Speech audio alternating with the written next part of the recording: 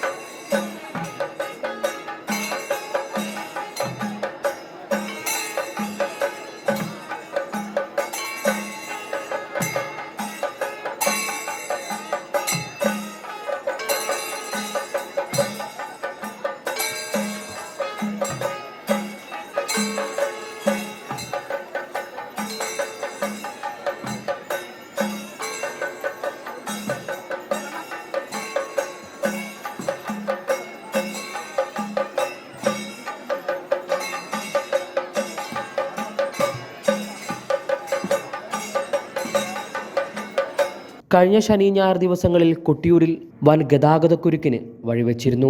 എന്നാൽ ഇന്ന് കാര്യമായ ഗതാഗതക്കുരുക്കില്ലാതെ തന്നെ ഭക്തജനങ്ങൾക്ക് കൊട്ടിയൂരിൽ എത്താനായി. ടൂറിസ്റ്റ് ബസ്സുകൾ ഉൾപ്പെടെയുള്ള വലിയ വാഹനങ്ങളെ നിയന്ത്രിച്ചതാണ് ഭക്തജനങ്ങൾക്ക് അനുഗ്രഹമായത്. പുലർച്ചെ മുതൽ തന്നെ കൊട്ടിയൂരിലെത്തിയ വലിയ വാഹനങ്ങൾ കൊട്ടിയൂരിലെ പാർക്കിംഗ് ഗ്രൗണ്ടിൽ കയറ്റാതെ ഭക്തജനങ്ങളെ കൊട്ടിയൂരിൽ ഇറക്കിയ ശേഷം കേളകം, ചുങ്കക്കുന്ന് മേഖലകളിൽ പാർക്ക് ചെയ്യിച്ചതാണ് ഗതാഗതക്കുരുക്കൊഴിയാൻ കാരണമായത്. ട്രാവലറും ചെറുവാഹനങ്ങളും യഥേഷ്ടം കൊട്ടിയൂരിലെത്തിയിരുന്നു. കൊട്ടിയൂരിലെ 4ാമത്തെ ആരാധനയായ രോഹിണി ആരാധന 24-ന് നടക്കും. ഹൈവിഷൻ ന്യൂസ്, കൊട്ടിയൂർ.